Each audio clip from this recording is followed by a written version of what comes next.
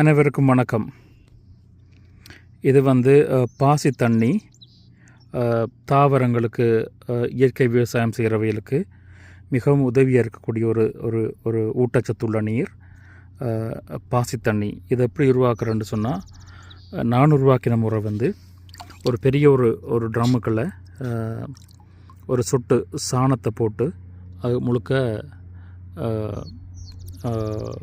தண்ணியில் நிரப்பி கொஞ்ச நாள் வைக்க, ஒரு கிழமை 2 கிழமை வைக்க இது இப்படி பச்சையாக மாறும், பாசி பிடிக்கும்.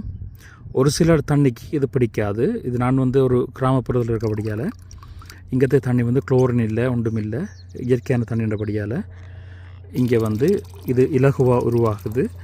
ஒவ்வொரு இடத்துக்கும் வேறுபடும். இப்போ நீங்கள் சும்மா தேடி பார்த்துனீங்கன்னு சொன்னால் அதில் பல விதமான 100க்கும் மேலே ஒரு விதமான ஒரு செய்கை முறைகள் சொல்லியிருப்பினும் அதில் நான் செய்கிறது ஒரு முறை. இந்த பாசி தண்ணி எக்கச்சக்கமான ஊட்டச்சத்துகள், தாவரங்களுக்கு தேவையான ஊட்டச்சத்துக்கள் இதில் இருக்குது.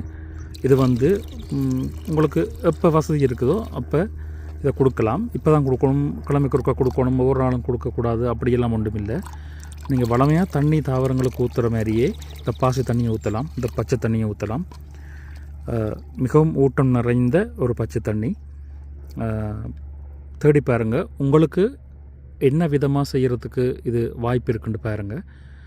பெரிய கஷ்டமான விஷயம் ஒன்றும் இல்லை, இலகுவாக செய்யக்கூடிய விஷயங்கள்லாம். அந்த பாசியில் உள்ள அந்த ஊட்டச்சத்து இந்த தண்ணியில் இறங்கி தாவரங்களுக்கு நிறைய ஒரு வளர்ச்சியை கொடுக்கும். முயற்சி செஞ்சு பாருங்கள். பாசி தண்ணி, பச்சை தண்ணி. நன்றி, வணக்கம். இன்பமே சூழ்க, எல்லோரும் வாழ்க.